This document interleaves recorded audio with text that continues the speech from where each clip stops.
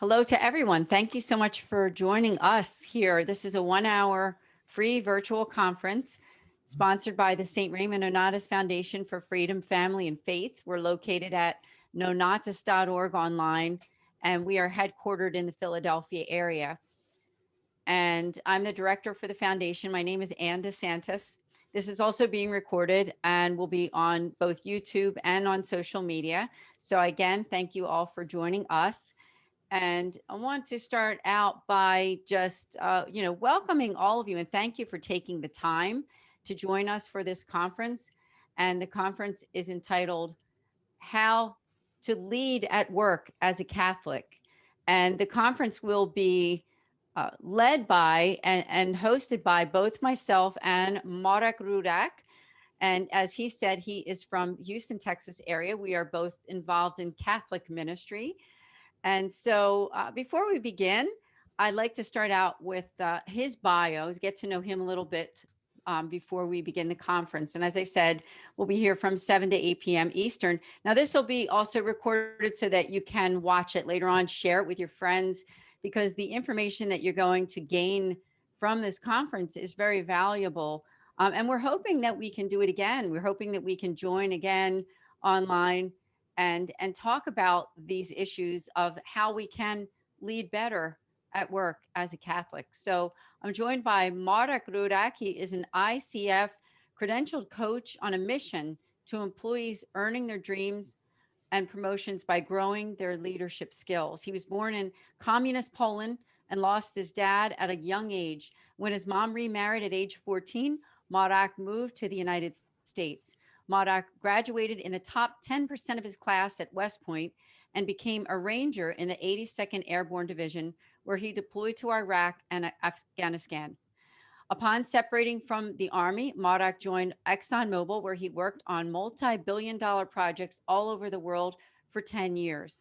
A tough divorce led Marek to a lot of soul searching and multiple life changes. After meeting the love of his life, Marek decided to quit his job and commit himself to coaching full-time. Currently, Marek provides an on-demand executive coaching as a benefit to C-suite leaders and their teams nationally and internationally for companies like Zillow Group, Autodesk, Pinterest, and NASDAQ. Welcome, Marek. Thank you so much for joining us. Oh, thank you, and I appreciate the kind introduction. I definitely want to give you credit for all the R's that you rolled. I know for native English speakers, it's not easy.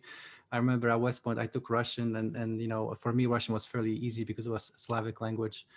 But then I just realized, like with my colleagues, like how hard it is for English speakers to roll R's. So I definitely want to give you credit. So thank you so much for that kind introduction. Oh, absolutely. So Thank everyone, you. welcome. Thank you for joining us. We still have some folks coming in, but we're gonna get started because I want to be very respectful of your time. So as far as agenda, what's gonna happen is, by the way, thank you for the comments. Thank you for the first service. I really appreciate it. As far as the agenda, we're gonna focus is on practical strategies that will supercharge your career. So more specifically, we're gonna focus on 4 specific strategies. And the way this workshop is gonna go is we're gonna go one strategy at a time. And in between each, we're gonna give time for questions. We definitely wanna hear what's on your mind, hear your questions, because what I find is that that's how we learn is when we hear questions and learn from each other. And also I wanna make sure that the information that I convey is applicable to you. So by all means, if at any point you have a question, feel free to chat it in. Or better yet, it would be much better if you can turn your camera on and ask the question directly so we can get that interaction going. Because obviously, ideally, we'd love to be in the same room, but it's not possible. And actually, it's a blessing too, because I know there's one lady all the way from Australia. So thank you so much for joining us and making us officially an international workshop. So again, if at any point you have a question, please hold on to that question, and we'll definitely have time to answer it. And also, if at all possible, please turn your camera on, because what you find is that when your camera's on, you'll feel like a part of this workshop, and you have a much better time, and it's going to be a lot more fruitful workshop when we see each other's faces and can talk to each other and make those connections. Okay. Amen. And I think we're going to start with a prayer at the very beginning. So Yes, thank you. yes. So okay. So how about we start with the most important agenda item of it all, which is prayer. So If you can just bow down your heads and name Father, Son, and Spirit, amen. Dear Lord, thank you for this wonderful opportunity.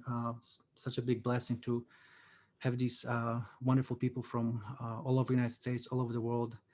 Please help us to speak the words that come from you. If there's anything that we say that's not of yours, please let us forget it. And if it's what needs to be heard by each individual participant, we just pray that that those messages touch the heart and translate into action and help our participants to be better leaders, lead by example and inspire others in this world that so desperately needs leaders and better examples. In your name we pray.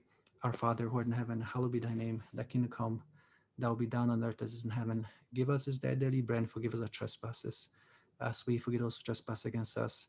And lead us not into temptation, but deliver us from evil. Amen. In the Father, Son, and Spirit. Amen. All right. Good deal. Thank you, Mark. My pleasure. Thank you for praying for us. Mm-hmm. So how about we start with why we are here? So statistically, as it turns out, I don't know if you guys heard the statistics, but on average, we spend a third of our lives at work. Think about that. Third of our lives. That's a lot of time, right? And I think that especially in this day and age, as the culture drifts more and more away from the tenets of our faith, it's easy for all of us to assume that, well, work is kind of like a means to an end. It's what we do to make money, to earn a living, to provide for our families. And then faith is something that we do in our personal life.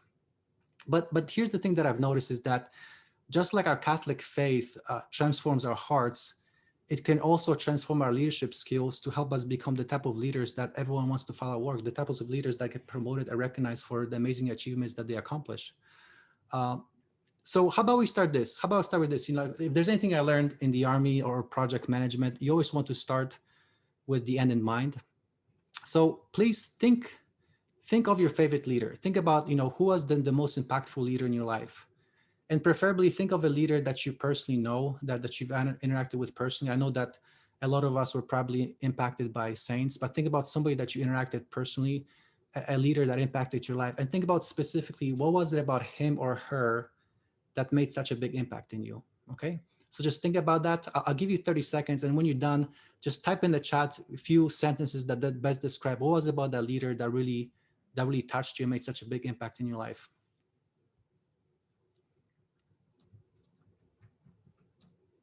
And I realize that some of you are driving, so I understand that. But for those of you who type, please type in few words that describe that. What was that specific about that leader that made such a big impact on you? All right, we're getting some answers. Beautiful, beautiful. So definitely keep the answers flowing. What I'm gonna do is we're gonna put these answers to a parking lot, and we're gonna get back to these answers in just a little bit. So going back to that ideal, how about if we take a look at the best leader to ever walk the face of the earth? Who do you guys think I have in mind? Jesus, yes, Jesus. So what does Jesus say about leadership? So I'm gonna pull up a quote. I'm gonna share my screen, and let me just share my screen just so you guys can follow along with this quote. So this is from the Gospel of Matthew. This is my messy desktop. So this is from the Gospel of Matthew. Let me blow it up so you guys can follow along. So in this particular passage, right before this passage, two apostles approach Jesus and ask him to be seated at both of his sides, so that way they can bask, that can be in Jesus' glory. And this is what Jesus replies to them. It's probably not something that they expected or wanted to hear. And here's what the passage says. So Jesus called them and said to them, "You know that among the Gentiles, those whom they recognize as the rulers lord it over them, and their great ones are tyrants over them. But it is not so among you. But whoever wishes to become great among you must be your servant, and whoever wishes to be first among you must be slave of all. For the Son of Man came not to be served, but to serve, and give his life for ransom for many." And so, this passage, a lot of people point to this passage as an example of servant leadership, because focus on that last sentence. For the Son of Man came not to be served, but to serve, and to give his life ransom for many. And I would argue, and let me just exit the screen. Oops.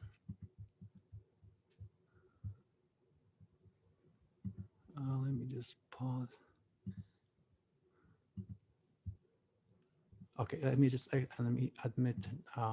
And then going back to your answers, I'm gonna stop sharing my screen. If I look at your screen, so I'm just gonna read more some of the randoms. So for example, some of the things that folks put as far as the characteristics that impacted the most in the leaders was confidence, mission, kindness, faithful servant, adherent, dedicated to the mission, the ability to connect and lead many different personalities, focus on people and how feeling instead of work that needs to get done. He led by example, said to work will always be here, but it's important to take care of your family. So obviously I can keep going, but I hope that you guys are seeing that, you know, in a nutshell, if you kind of peel back the onion at the core, it's that servant leadership. They took the time to get to know you. They took the time to serve. And that's why all these years later, you still remember that person. But, you know, the thing about it is that, you know, especially when it comes to Jesus, you know, yes, Jesus was fully man, but Jesus was also fully God. And a lot of times it's easy for us to say, well, you know, that's nice and dandy, Marek, but you know, that's hard. How do you do it? I mean, it's, yes, I'm all bought in, but how do you actually do it practically? And so what I'm going to walk you through is 4 practical steps that seem very simple, but are super powerful and will help you put you on that path of becoming a better leader, the type of leader that not only makes a big difference at work, but also is somebody that will be considered for promotions because of the ability of getting things done. So let me go back to my slideshow and let's see, desktop. So here are the four steps. So the first one is complimenting people. And let me see, I'm not gonna blow it up because it seems to like mess up my screen. Complimenting people. So let me ask you this, and I'm gonna go back to a view. Raise your hand if you got a compliment at work in the month of June, whether virtually or visually. Like raise your hand. Okay, I see one. Let me see if I get more hands. So I see one, it's at 3. So four hands. So it's about 20%. You know, so that's good. And you know, for one of the folks who raised their hand, how did that compliment feel to you? How did that compliment feel to you? Like when your boss or your supervisor complimented you at work? Anybody want to volunteer? Let's see. How about Lawrence? You want to share? I mean, it feels good. It feels good. Yeah. It feels like the work is being valued. Yeah, work's being valued. That feels amazing. Let's see. I think Anne, you want to say something? Yeah, I would use the word validated. You feel, I just felt validated that what I'm doing is in line with the mission. So, and I think that goes along with being valued. Yeah. But here's the thing. So we all agree that compliments feel good. But let me ask you this. Raise your hand if you give a compliment or thank somebody at work in the month of June. Okay. So we still got some hands. Yeah, that's good. That's awesome. That's awesome. So we got a little bit more hands, not all. But here's the thing. Here's why thanking and complimenting people is so important. You know, and I really love this quote by Theodore Roosevelt. And you know, for those of you who don't know who Theodore Roosevelt is, he was a wonderful president, but man, this guy was hardcore. This is the guy who got shot while giving a speech, and get this, you know what he did? He kept giving the speech. He didn't even pause. He just, this guy is just super hardcore. But even though he's super hardcore, this is what he says. He says, people don't care how much you know until they know how much you care. You know, and the beautiful thing about things like complimenting people, thanking people, it's free. It doesn't cost us anything. It might cost a few seconds, but by showing genuine appreciations, you know, you will not only create goodwill, but reinforce positive behaviors that will make you a more valuable employee. The kind of employee that people gravitate towards, that has a pull, that has that charisma. But let's be honest, you know, it's the thing about complimenting is, and I know some folks raise their hands. It's not a natural thing. It's not something that we do naturally. Some of us are raised in a harsh household. Maybe some of us are in workplaces where the main focus is on things that go wrong. And so It's not something that is natural. So particularly for the folks who haven't given somebody a compliment this month, or maybe somebody who wants to give compliments more often, it's very helpful when you establish those new habits to help yourself get going, because the tendency for us is to do the same thing. And so it's very helpful to have some things in place to be able to follow through in your commitment. So some of the things that I found very helpful working with my clients these days, I average about 100 hours of executive coaching a month, is the two simple things that seem to work with them is, number one, having some kind of a calendar reminder. So that way, when it pops on, it reminds you that, hey, if I haven't complimented somebody, why won't I pick up a phone, or maybe in my next conversation, make it a point to compliment somebody or thank them for the wonderful work that they're doing. Also, another thing that's very helpful in this virtual environment is to have a sticky note next to your screen to remind yourself to compliment people.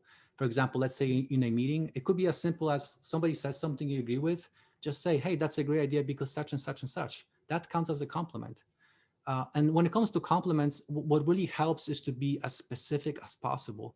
So as an example, it's okay to say great job, but what is so much better is to go deeper, explain to that person, hey, I really appreciate that you did such and such because it had such and such impact on me. Because the thing about it is sometimes when we hear great job, we almost tune out because it's so common that sometimes we tune it out. But when you make it specific, not only is the person going to notice and perceive it as genuine because it's so specific, but also they have a much better idea of what they need to do next time to gain your appreciation, and you reinforce those positive behaviors. So those are some of the things that I found very helpful. So how about with this? We're doing well on time. Are there any questions so far? Anybody have any questions? Let me just stop sharing and then go to the gallery view. If you have a question, maybe raise your hand virtually or visually. Okay, no worries. No questions so far, and then that's fine. We're gonna have some time at the end, but I just want to make sure that I do a check-in to make sure that everyone's following along. Okay, so why don't we go back to the slides? All right, so number 2. So the first one was complimenting,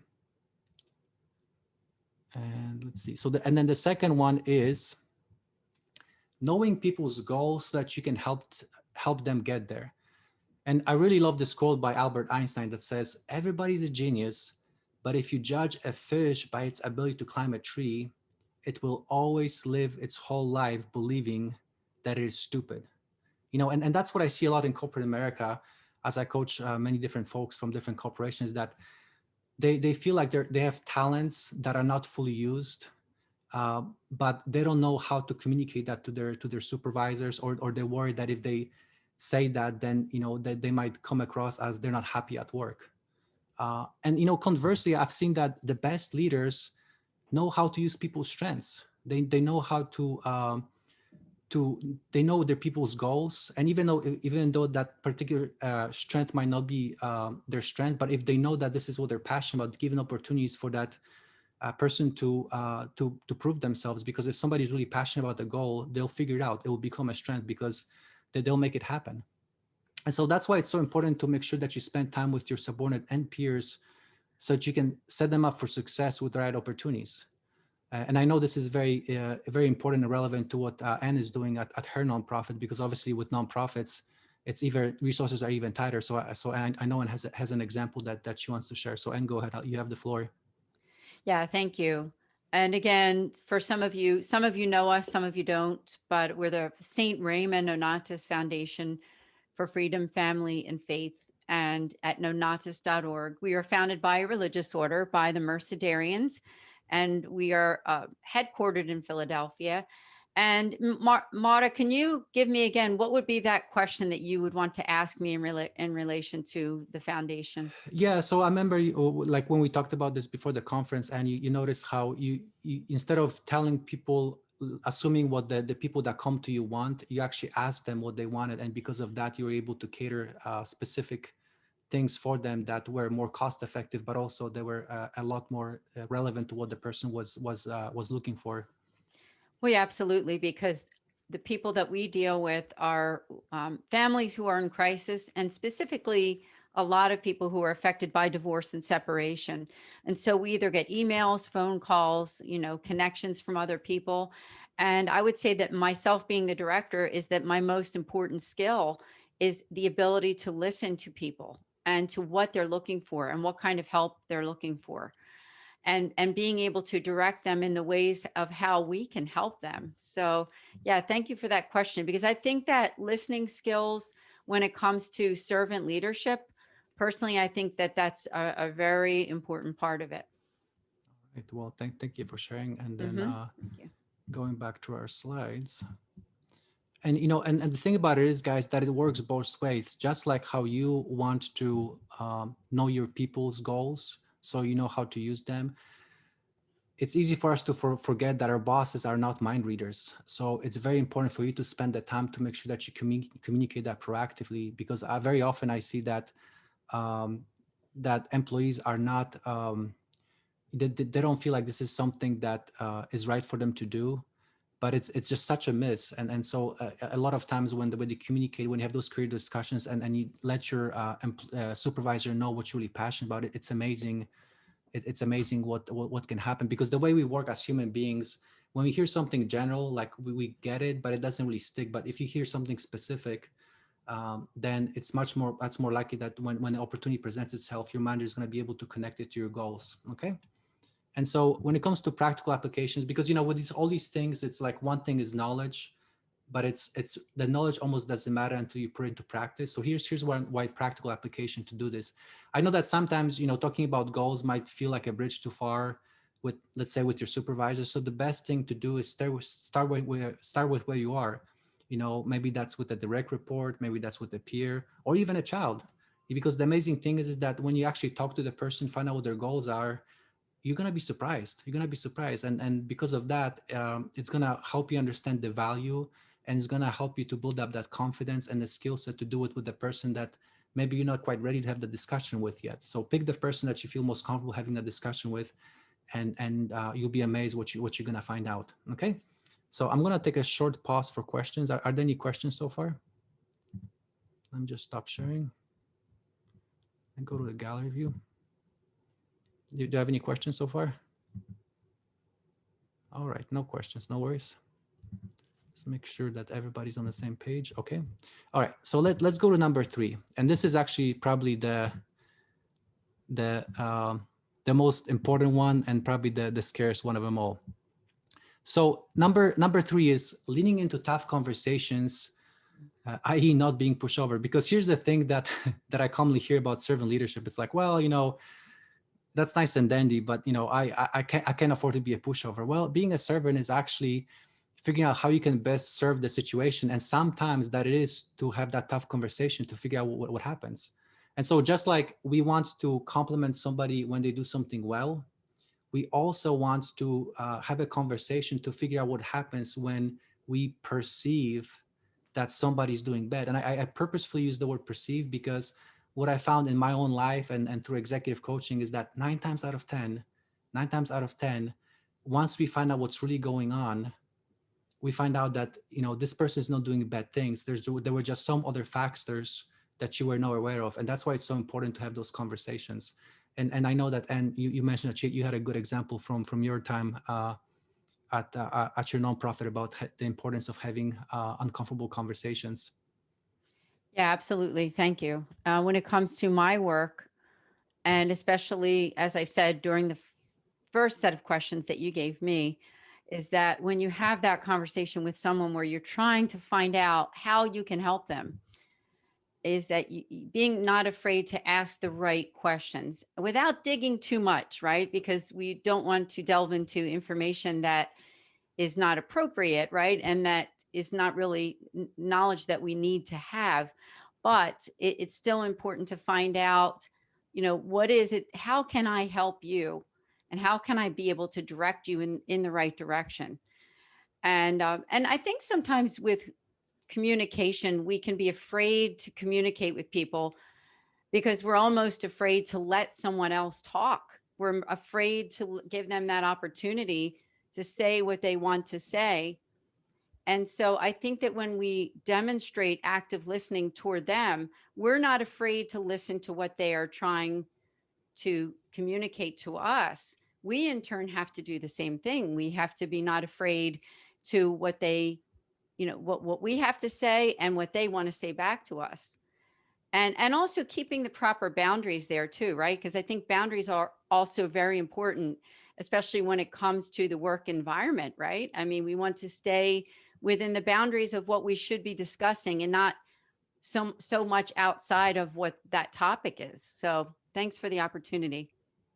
Sure thing, sure thing. Yeah, and so Anne raised a lot of good points. So before I get into like the specifics of how to that conversation, there's a reason why Jesus says that blessed are the peacemakers, for they will be called children of God. I mean, oh my goodness, in this day and age, it just, it seems like there's more and more division, and it seems like the world is getting more and more polarized. And, if there was any time for peacemakers, it's right now, for having those conversations to understand each other rather than yell at each other. And from the career perspective, I really like this quote by Tim Ferriss, who says, "A person's success in life can usually be measured by the number of uncomfortable conversations he or she is willing to have." And so I'm going to up-level your success in life by giving you a footprint, well, a blueprint, if you will, and an outline to have those conversations. Oh, and actually, before I go in, there's a question. Let's go into a question. It's time for a question. I think, let me just stop sharing. Catherine, you get the mic. What's on your mind? Thank you. I was wondering if you'd share your thoughts on what can feel like a contradiction between being a peacemaker and having a tough conversation, because sometimes having a tough conversation means asking tough questions that maybe are needed to open up the conversation, but they're not always welcome. Sometimes there's this contradiction. I think we especially feel it as Christians. We're supposed to be peacemakers. We're supposed to keep the peace. But sometimes that means avoiding that means we might want to avoid the tough conversations. What are your thoughts on that? Yeah, fantastic question. Fantastic question. Yeah, so so when would I do this? When would I go through this outline of how to have a tough conversation? And let's circle back to your question, because I think that will answer a lot of questions. Because, it's funny you should say, because I actually had a coaching session with a lady from Tory Burch, like a fashion company. And, it's kind of funny because, because my wife is like, do you know Tory Burch? And she's like, yeah, I actually have a bracelet from them. And then, long story short, it was a director who was not afraid, but like not feeling very good about having a conversation with her direct report, because she didn't want to, she had some, what she said was a bad feedback to give her. But what she was concerned about is that, hey, on one side, she needs to give her that feedback. But on the other hand, she was worried that if she gives her that feedback, that's going to demotivate that employee even further, and then just kind of create that downward spiral, which I think it's in the vicinity what Catherine just mentioned. And so the key thing that I found most helpful when approaching tough conversations, I think a lot of times the reason why we get so anxious about these conversations, and I'm speaking from my own experience because I used to be the same way, is because we have a certain idea going into those conversations, and we are so fixed into in that idea that we are not open to hearing the other person's perspective. And so let me just walk you through exactly what I mean. So let me go back to the slides. Let's go to the desktop, and then let's go to the presentation. Okay. So it's a 6-step process. And, the cool thing about this one is you can adjust it to, whether you're talking to your boss, your direct report, your supervisor, and then Catherine, let me know if that method would help you to talk to somebody, that you might not agree with. So I'll be curious to hear your thoughts. So number one is you want to start with an invitation to collaborate. So often we start this conversation with like, hey, you did something wrong. You start with the blame. But what you want to do is you want to start with something that is very hard to say no to. And so as an example, you can say something like, hey, I'd like to share some thoughts with you that I think could help us work better as a team, right? I mean, it's really hard to say no to that, right? And so because of what happens is that if we start with the problem first, what happens? The shields go up. But when you start with a statement like that, you're much more likely to have a productive conversation. And so then the next step is you want to describe the situation from your perspective. And so you might say something like, hey, I received the input that I need for the monthly report 2 days late. And so the important thing about this part is avoid the word you, because it's easy for us to say, you did this, you always do that. Do not only use I statements. And here, what you want to do is you just want to objectively describe the situations as you see it. Because again, if you describe the situation as you see it, then the person is going to be a lot more open. But when you go to the you do this, you always do that, you know what's going to happen. The person's going to shut down or start arguing with you. And then in the next step, what you want to do is you want to explain the situation's impact. So as an example, you might say, I had to work until midnight yesterday to be able to meet my deadlines. And the reason why this is so important is because you communicate to that person why this is so important. Because sometimes, you know, it's easy for us to think that, well, you know, he's being nitpicky or she's just, you know, being difficult. But when you quantify the impact, it really grounds the discussion in that, hey, this has real impacts that very likely, quite frankly, the other person probably didn't even know the impact of that situation. So it's going to help them to understand, you know, like why it's important to be able to talk about this. And then in step number 4, you want to inquire about the reason for the problem. So as an example, you might say, you've been very good with meeting this deadline before. What happened? And so notice how it's always good to start with something positive. You want to, you know, you want to say, you don't want to be manipulative and be fake, but I'm sure there's something that always that person does well. So you want to start with that and then just be curious. What happened? Ask open-ended questions. And when you ask those open-ended questions, you much more likely get to the root cause. Because what so often happens is that we don't give the other person opportunity to explain their point of view. And because we don't see that point of view, the solutions that we jump to do not address the root cause. They just address a superficial reason. And that's why change doesn't happen. That's why we keep talking past each other. And only then, only after you really figure out what that root cause is, and you really want to just keep asking open-ended questions, you know, tell me more about that. You know, here's you know, something that I in coaching is that if you don't know what question to ask, the one that's always a go-to, that kind of the get out of the jail card is say, tell me more about that, you know. And sometimes if you don't know what to say, repeat what the person says. Just repeat what they're saying. And by you repeating what they're saying, by you asking, tell me more about that, the person feels heard. And when they feel heard, and when people feel heard, amazing things happen. And then only after you really find out what the root cause is, you want to go to step number 5, which is brainstorm together what changes need to happen. So you might say something like, how can we make sure this doesn't happen again? And so the beautiful thing about this is that you want to invite the other person to come up with solutions themselves. Because what so often happens is that we assume what the solution is, but when you ask the person, when you invite the person to come up with solutions, you'll be surprised with the ideas that they give. And another beautiful thing about this is that whenever a person gives ideas, they automatically take ownership of those ideas because they came from them, right? So they're much more likely to follow through. And then another problem is sometimes people do everything right, but then walk away and they have 2 different recollections of what happened. So that's why in step number 6, you want to recap what was agreed upon. So you might say something like, hey, so what I'm hearing is that going forward, I will such, and then you will such and such, just to make sure that you're on the same page. And if you have that discussion again, you can come back to this discussion rather than start from scratch. And it's also very helpful always to start with what you will do. Because again, what I see so often in leadership, and particularly in servant leadership, is that nobody's willing to take the first step. And because nobody's willing to take that first step, nothing's changing. It's a stalemate, or worse yet, it's actually decaying. So those are the first 6 steps. So let me just stop sharing my screen, and I want to go back to Catherine and let me know your thoughts. Well, I think that's good. I can think of examples like the one you gave where something doesn't go well within a team that would be very effective for. So that's useful. Yeah. Okay. I have a lot of have to have a lot of confrontational conversations at work. So there's some settings where it might be tricky, but I like that method for especially dealing within a team on anything that's not going well. Thank you. And you know, so often what I see is just reframing from it's like, oh, tough conversation to, oh, let me figure out how I can collaborate. That in itself is a huge step change. And then this outline can keep you honest. So thank you so much for that question. Let me go back to the gallery view. Anybody else has any questions about this, what was said so far?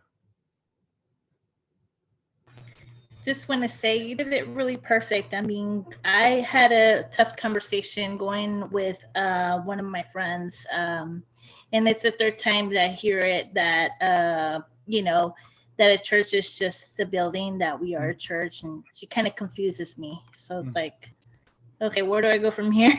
Yeah.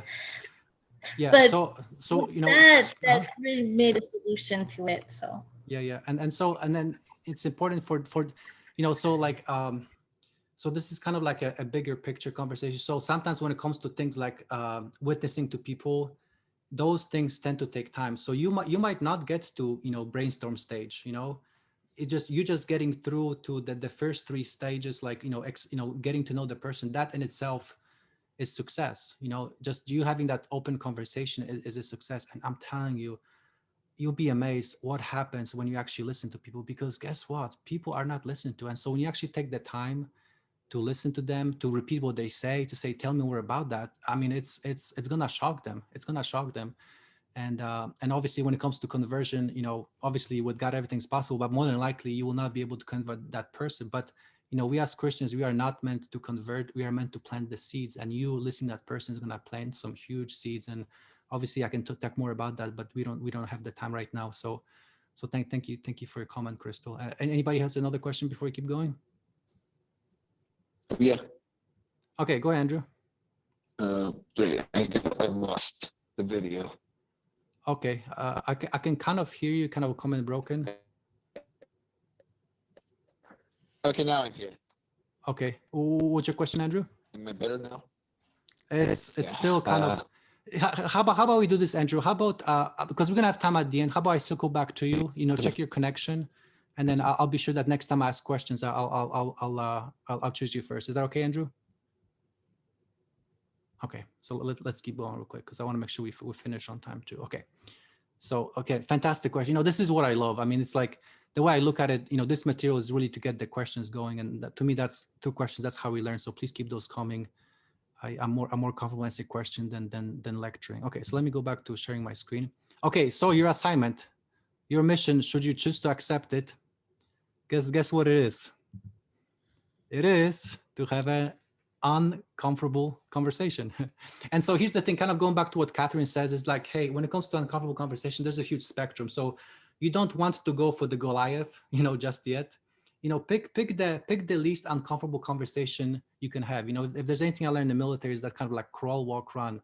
Start with something that's easiest for you, and you know, and you know, use that as an outline, because what happens is just like with muscles, you know, the more you do it, the more comfortable you get. It's kind of like with marathon. You're not gonna just show up on the marathon day and run the marathon. You're actually gonna prepare for it. And so think about this as like, think about that least uncomfortable conversation, and you'll be amazed how powerful it is. And yes, it's going to be awkward, but by the end, you're going to be like, oh my goodness, I'm so glad I had this conversation.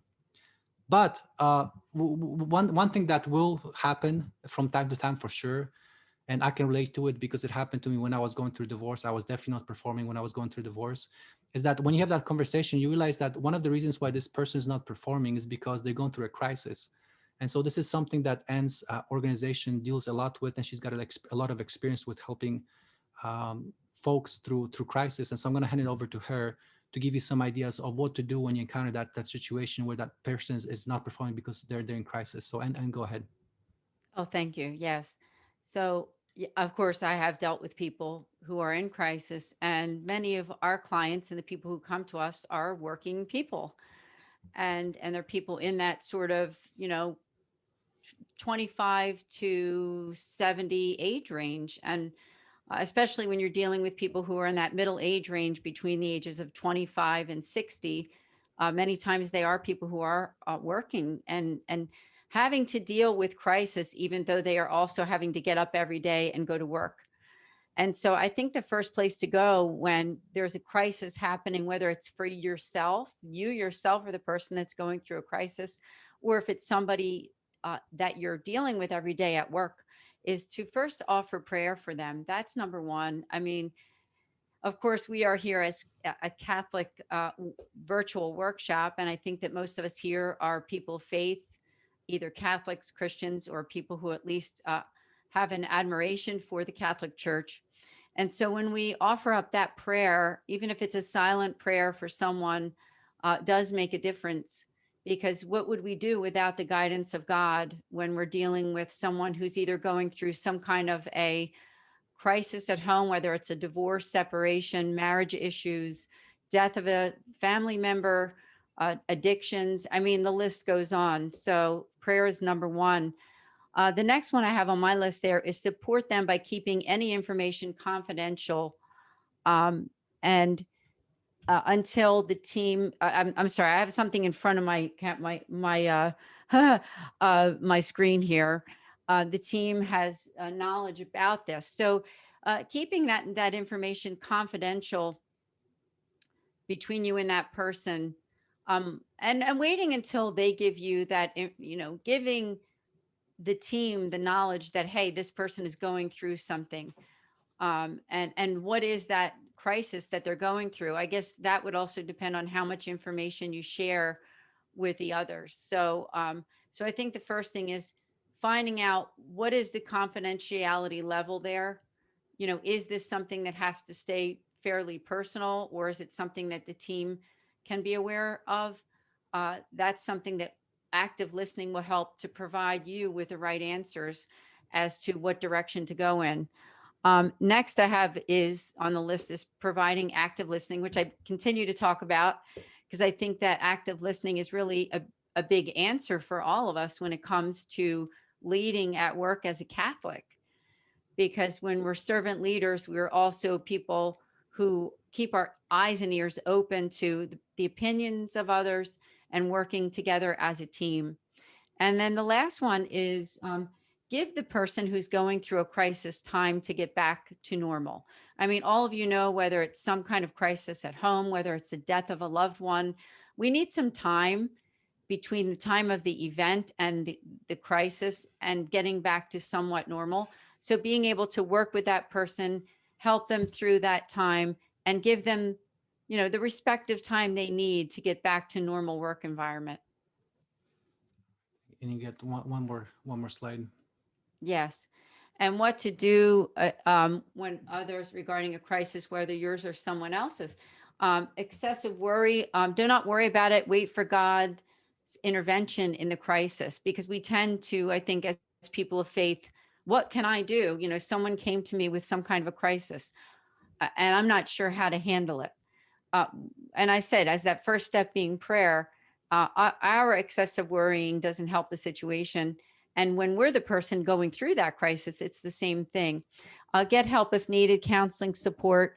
And I think if you have also a go-to list of people that you can count on to send a person to get the help that they need. Like I know on my foundation page, we have something called our outside resources. And so whether it's an addiction, whether it is any other type of crisis in the family or individually, we have a whole page of resources there and the go-to places that we recommend. And then the next one I have there is reach out to SRNF. So that's us. Reach out to us, because our tagline is that we offer pastoral accompaniment for families in crisis. And one thing that we offer is a free pastoral accompaniment session with a priest. You can have as many appointments as you need, and they can either be online or on the phone.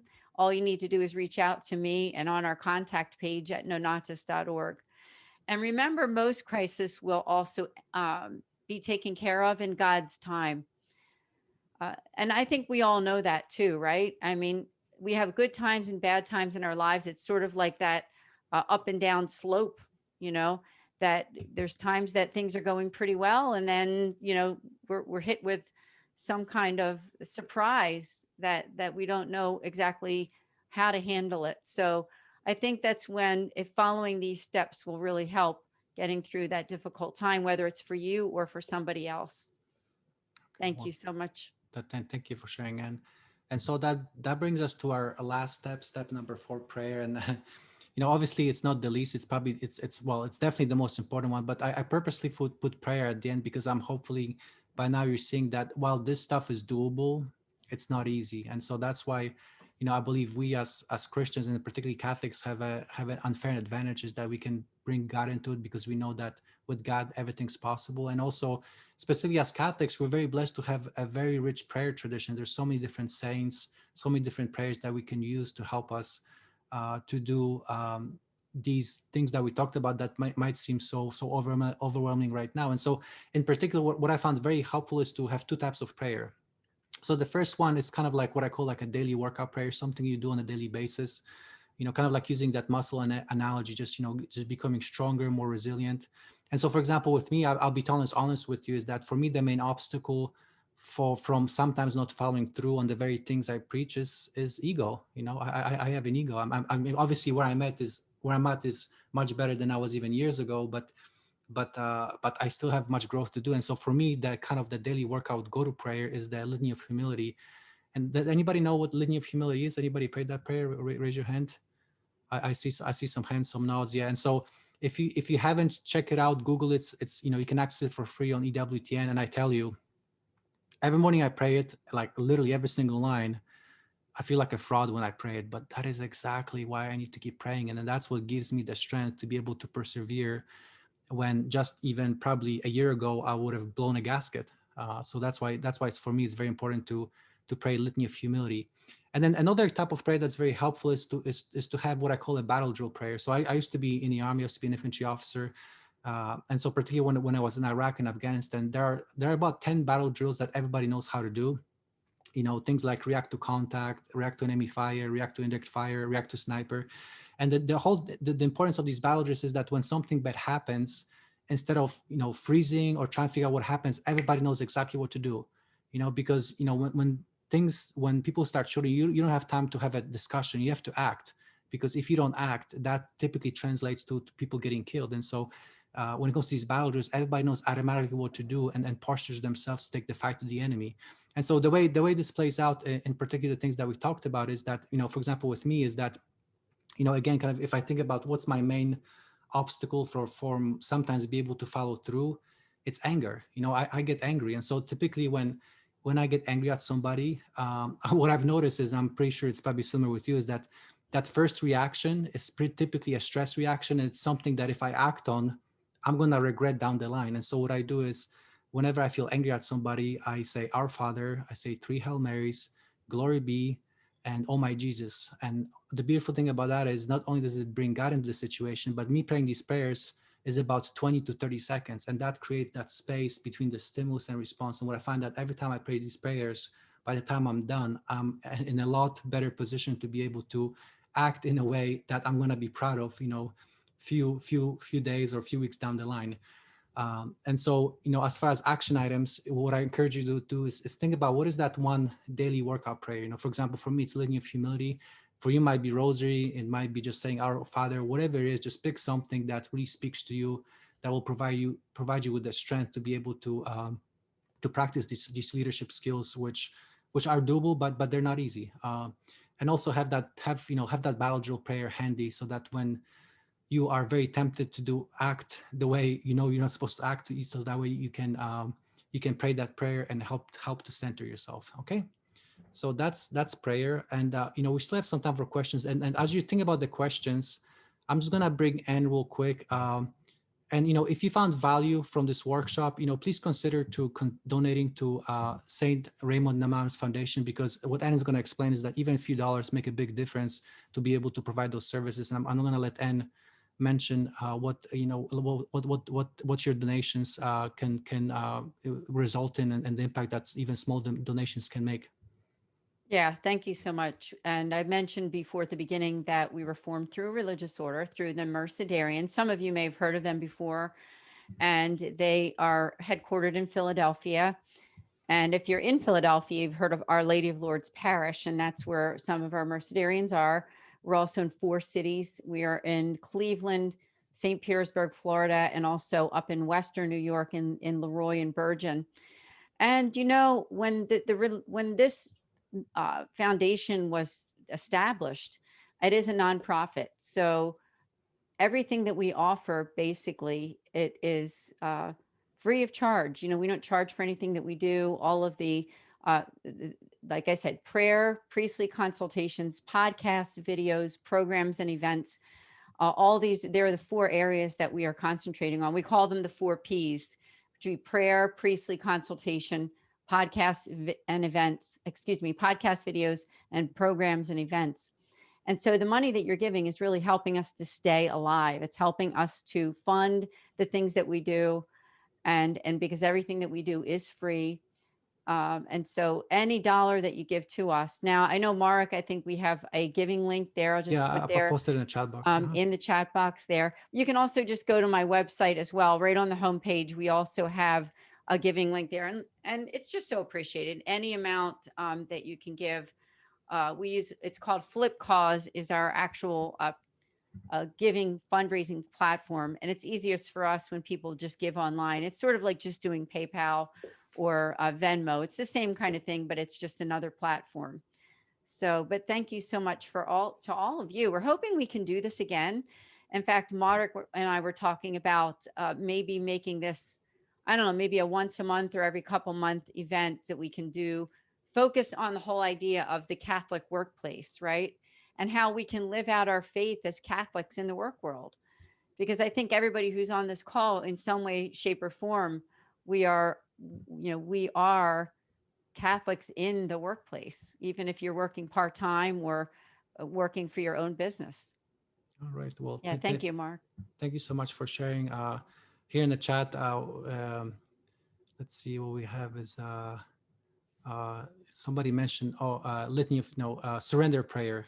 Lynette mentioned surrender prayer. That's like another wonderful prayer as a reference. And then there's another Elizabeth mentioned that, hey, I've never heard about Nonatus organization. So thank you for sharing. Okay, so with that said, we still got some time for questions. And I know I promised Andrew the first dibs. So Andrew, if you have a question still and your connection is better, please ask your question, because I'd love to answer it.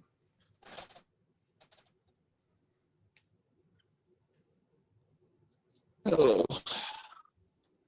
So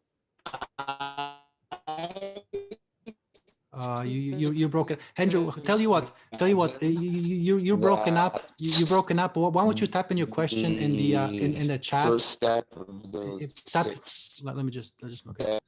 To having a tough conversation. Let's start to. Okay, so so Andrew, I muted you. If you can just type your question in the chat box, I'll get back to it. And in the meantime, does anybody have a question that I can answer? Hi, Marek, I think he did put it in the chat. It's just up there. Yeah. Yeah, apologies. It's kind of like juggling things back and forth. So let's see. Where's the question? Andrew Bennett. It's at the top. Okay, here's the question from Andrew.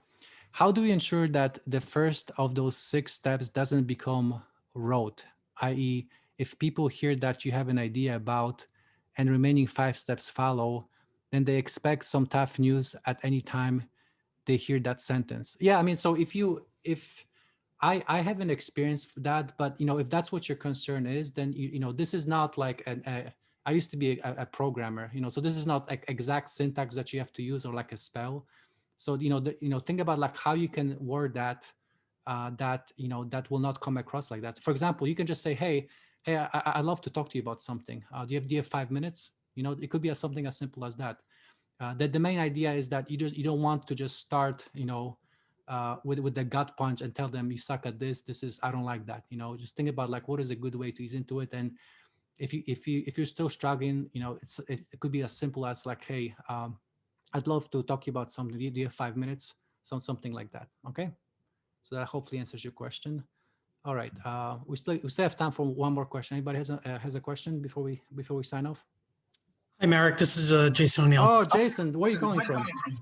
Tampa, Florida. I used to live in Delaware, so awesome. But I moved down to Florida. Thank you so much for being with us, and thank you so much for your question. What's on your mind? So my question is a pivot, and I've been a former people manager, so yours is very good on practical, how do you handle tough conversations. But I'm going to throw a slight curveball to you. Oh, I love it already. Give it to me. So, and this is about, since we're all Catholic/Christians on this call, what is your practical advice to Catholic/Christians and navigating, especially for those of us that work in corporate America in the battle of culture wars? This is a difficult month when we know that, our values are being challenged, LGBT, against the Yeah, marriage. yeah.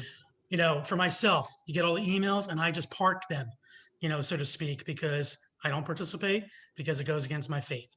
How do you do that without compromising yourself as being a candidate for promotion or, you know, being perceived as a non-compliant?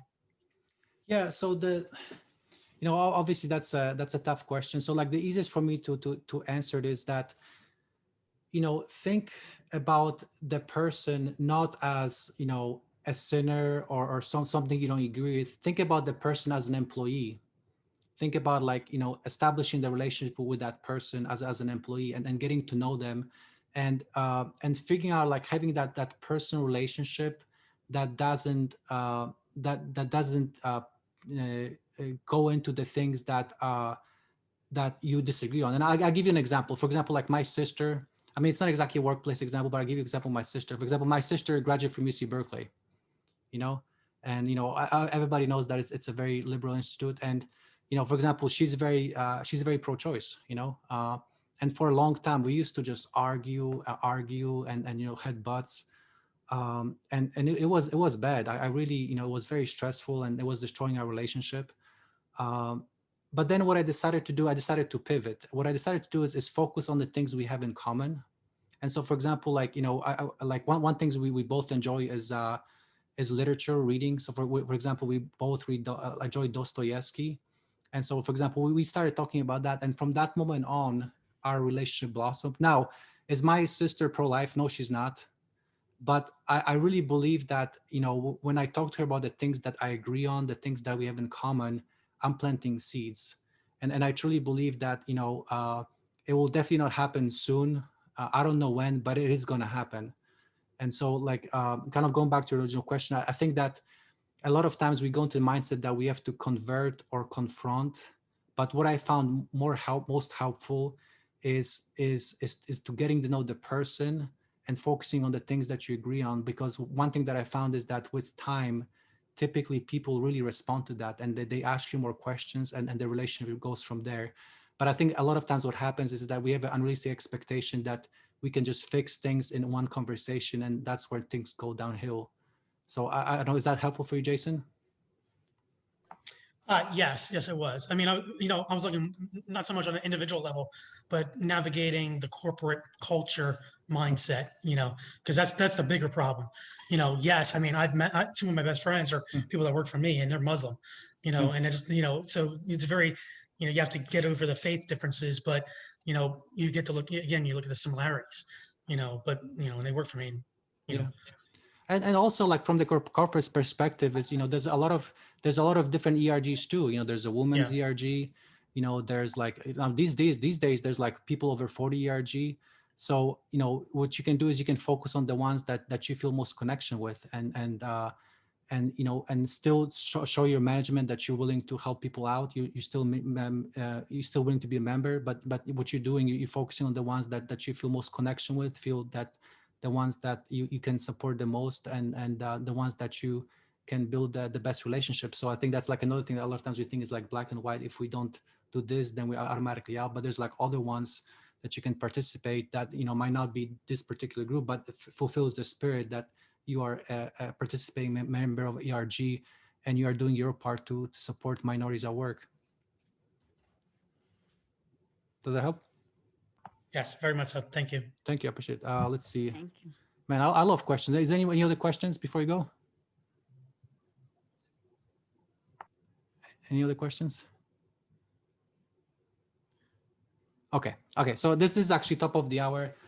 So here's the thing, guys. What's going to happen is we're going to send you a survey and be honest, give us the good, the bad, and the ugly.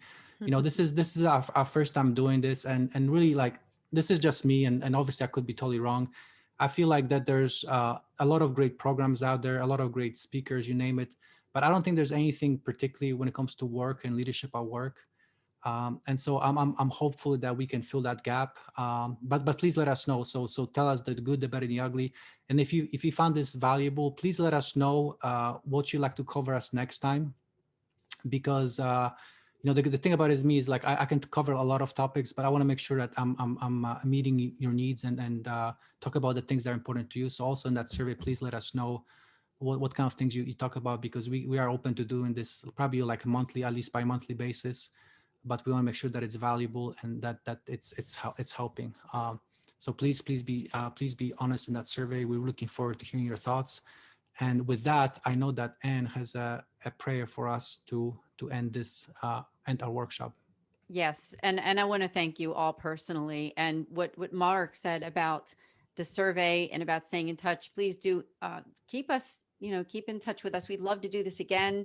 We'd love you to bring a friend with you next time and to stay in touch with us personally too. Please do stay in touch with us personally. Love to hear from you via my website at nonatus.org. So why don't we end with a prayer? And I will tell you that this prayer was developed from the foundation. It is a prayer to, that's our saint, that's Saint Raymond Nonatus. And our saint has been around, the order was established 800 years ago. So Saint Raymond Nonatus is from about that time. The establishment of the order was in the year 1218. So you can imagine that's a long time. So let us pray. In the name of the Father, the Son, and the Holy Spirit, amen. Lord, Father Almighty, I belong to you through the intercession of Our Lady of Mercy and our patron, Saint Raymond Nonatus. I place myself anew in your hands and acknowledge you as Master and Lord of my life. As Saint Raymond, in imitation of Christ the Redeemer, prayed for his captors, even in the midst of being tortured, grant me the gift of a forgiving heart and cleanse me of any anger, hostility, or revenge. Heal my hurts and wounds and teach me to rely on your love. Grant me wisdom of heart and strengthen me by your grace to move on in faith, trust, and love through Christ our Lord. Amen. Amen. Thank you. Beautiful. Thank you so much, Anne. Thank you for joining Father, us. Holy Spirit, amen. Oops, We'll I see jumped you the all gun. next time. God bless. God bless you guys. Take care. Bye. Bye-bye.